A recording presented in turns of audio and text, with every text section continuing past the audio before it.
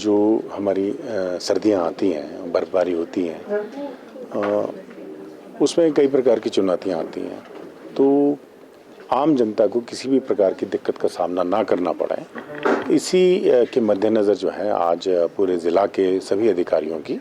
जो शिमला में यहाँ बेस्ड हैं, उनकी यहाँ फिज़िकल फॉर्म में, और जो बाकी फील्ड में है हमारे सभी एसडीएम्स, बीडीओज़ और एक्सीएंस, डीएफओज़, वो हमारे साथ ऑनलाइन इस बैठक में जुड़े। इस बैठक में किस प्रकार से सही जो यातायात का प्रबंधन है, लोगों के आवागमन में कोई दिक्कत ना आए, पर्यटकों का यहाँ आना रहता है, किसी प्रकार की दिक्कत का सामना उनको ना करना पड़े, और यदि बर्फ़ पड़ती है तो किस प्रकार से बर्फ़ को जल्दी हटाया जा सके, पाला पड़ता है तो उसको कैसे हटाया जा सके, लोगों को किस प्रकार से एडवाइजरी जारी की जाए, कौन से एक एप्लीकेशन फॉर्मेट का इस्तेमाल किया जाए जिससे जनता को एक ही प्लेटफॉर्म पर सारी जानकारी मिल सके। उस संबंध में इसमें एक टास्क फोर्स बनाई गई है, कंट्रोल रूम है, 24/7 फंक्शनिंग करेगा। और क्योंकि कैपिटल है राज्य का, हमारी राजधानी है शिमला, तो यहाँ पर किसी किस्म की प्रॉब्लम ना हो, तो इसलिए जो है इसको भी जो है वो 5 सेक्टर्स में डिवाइड किया गया है, जिसमें सीनियर ऑफिसर्स जो हैं उसको लीड करेंगे और बाकी सभी डिपार्टमेंट्स के अधिकारी और कर्मचारी उसका भाग होंगे, ताकि क्विकली जो है वो उनकी प्रॉब्लम को रिजॉल्व किया जा सके। सबसे बड़े हॉस्पिटल्स की उसमें डीएफएससी साहब ने आज पूरा ब्रीफ किया है कि किस प्रकार से वहाँ पर जो है वो खाद्य सामग्री पहुँचाई जा चुकी है, और कुछ जो बची हुई है वो अभी फ़िलहाल जो है वो 2-4 दिनों में पूरी कर ली जाएगी। इसके अतिरिक्त जो सिलेंडर्स हैं, गैस सिलेंडर्स हैं, उसको भी जो है उसकी स्टॉकिंग के लिए भी जो है वो क्वांटिटी को जो है वो बढ़ा दिया गया है कुछ समय के लिए।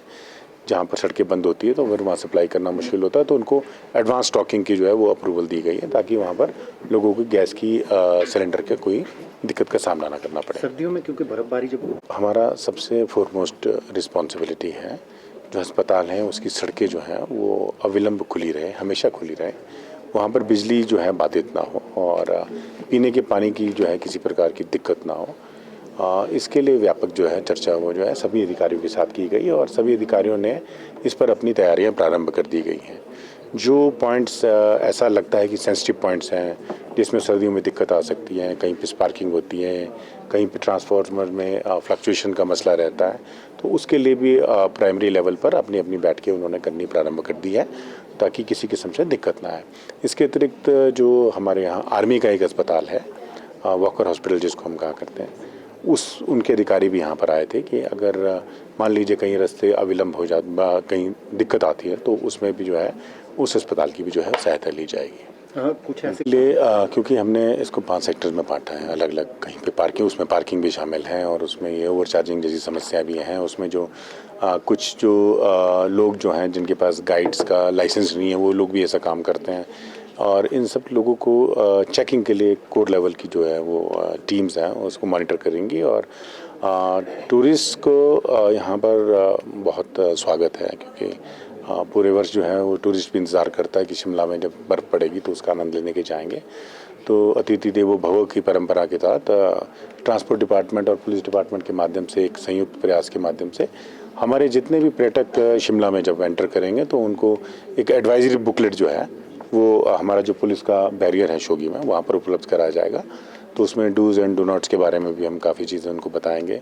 और आपने अक्सर देखा है कि शिमला में थोड़ा होटल एसोसिएशन के साथ एक सेपरेट बैठक करने का भी निर्णय किया है टूरिज़्म डिपार्टमेंट के साथ, जिसमें होटल में भी एक काउंसलिंग लेवल सबसे रिक्वेस्ट रहेगी कि वो अपने कुछ काउंसलिंग सेंटर्स बनाएं, ताकि जो पर्यटक वहाँ आते हैं उनको थोड़ा सा जो मूवमेंट करते हैं होटल से बाहर, उसकी डिटेल में जानकारी दें कि उनको किस वक्त निकलना चाहिए, क्योंकि एक पर्टिकुलर टाइम होता है उसमें ही सभी लोग निकल जाते हैं बाहर, तो बाहर बॉटल नेक हो जाता है टूरिस्ट का। तो इसलिए एक प्रयास करने की कोशिश कर रहे हैं कि वो उसको थोड़ा शेड्यूल को बांटा जाए, ताकि वो उस तरह का रश जो है मेन रोड पे भी ना रहे। नशे के खिलाफ तो आपको मालूम है कि अभी माननीय मुख्यमंत्री महोदय ने निर्देश दिए हैं, और एक बड़ा व्यापक प्रदेशव्यापी एक नशे के खिलाफ अभियान जो है, जिसकी शुरुआत माननीय मुख्यमंत्री 15 नवंबर को रिज मैदान से करने जा रहे हैं। और इसमें माननीय मुख्यमंत्री महोदय का स्पष्ट एक संकल्प है कि नशे की जहर को किसी भी प्रकार से समाज के अंदर बर्दाश्त नहीं किया जाएगा। तो उसके तहत सबसे जो पहल जो है वो उनका ये मानना है कि आज के डेट में सबसे सेंसिटिव जो एज ग्रुप है वो 8वीं 9वीं क्लास में पढ़ने वाले बच्चों का है। तो ऐसे बच्चों को आज जैसे कि उनके विद्यालयों में जागरूक किया ही जाता है, परंतु एक कैंपेन के तहत, एक मुहिम के तहत इसको जो है वो प्रारंभ करना है। तो उसी के तहत हम इसमें सभी लोगों को इसमें शामिल कर रहे हैं। इसमें सभी स्कूल्स जो हैं शिमला, क्योंकि शिमला शहर से ये चीज़ प्रारंभ हो रही है, तो इसमें शिमला शहर के सभी निजी और हमारे सरकारी स्कूल हैं वो इसमें शामिल होंगे। इसके अतिरिक्त हमारे व्यापार मंडल हैं और हमारी स्पोर्ट्स की जितनी भी ऑर्गेनाइजेशंस हैं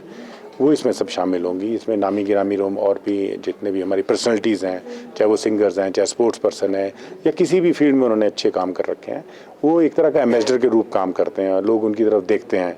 और उनसे एक सीखने की उनकी ललक रहती है और जो कुछ कहते हैं तो उसका एक प्रभाव भी हमारी युवा पीढ़ी पे पड़ता है। तो एक प्रयास है इसमें सब मिलजुल कर, और सबके साथ इसमें आपका सहयोग जो है वो सर्वोपरि है, मैं ये मानता हूँ, क्योंकि आपके माध्यम से बहुत सारी चीज़ें हैं जो जनता के बीच में जाती हैं और उसका एक सीधा जो है उनके ऊपर असर पड़ता है। तो नशे के खिलाफ जो है इस मुहिम में हम सबको साथ मिल करके चलना होगा और इसको एक आंदोलन बनाने के लिए जो आवश्यकता है उसको हमें सरोकार करना होगा।